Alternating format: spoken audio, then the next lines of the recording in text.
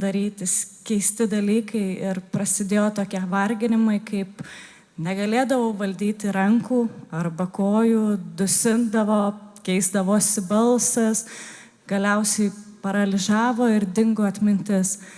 Žinoma, kreipėmės į medikus, ieškojom ten pagalbos, buvo didžiulis konsiliumas daktarų, buvo daug tyrimų atlikta, kurie galbūt būtų atsakę kažką, bet jokios diagnozės, jokio gydymo ir taip mane išleido. Praėjome, kiek žinom, ekstrasensų, būrėjų, žolininkių ir taip toliau. Ir mano sveikatos būklei tik blogėjant, po metų laiko mama buvo įkvėpta, kaip dabar suprantu, šventosios dvasios užsakyti už mano sveikatą šventąsias mišias.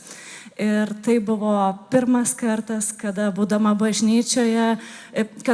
bažnyčioje prasidėjus tiems varginimams ir užėjo didžiulis priepuolis, mane paralyžavo, pasikeitė balsas, ir tuo metu mane išnešė iš bažnyčios greitai ir staiga aš visiškai atsigavau. Tai buvo mums aiški žinia, kad turime reikalą su dvasiniais reikalais, kad tai apsėdimas ir pradėjome bendrauti su Lietuvos kunigais egzorcistais. Ir diena buvo tokia įdomi, pusę dienos galėjau mokytis, o kitą pusę dienos vėl pavirsdavau į tą psichiškai ir fiziškai neįgalų žmogų, kuris savarankiškai negalėdavo vaikščiot, sunkiai kalbėdavo, net artimiausi žmonės mane sunkiai suprasdavo.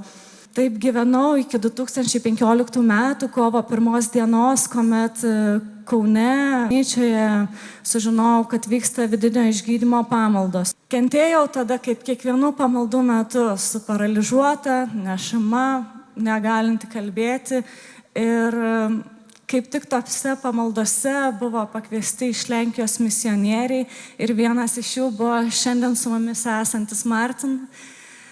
Ir jis tiesiog meldė žmonėms išgydymo, išlaisvinimo ir, žinoma, aš irgi jo taip pat laukiau, bet atėjo tada liudijimų laikas, niekas su manim nevyksta, bet staiga, kaip iš dangaus išgirdau žodžius, kelkis ir eik, tu laisva. Aš akimirksniu patikėjau ir nubėgau, tiesiog liudyt gyvojo Dievo darbų. Nebuvo jokio paralyžiaus, nebuvo jokio skausmo, nebuvo jokių fizinių sutrikimų, tiesiog kaip dabar prieš stoviu. Amen, aleliuja.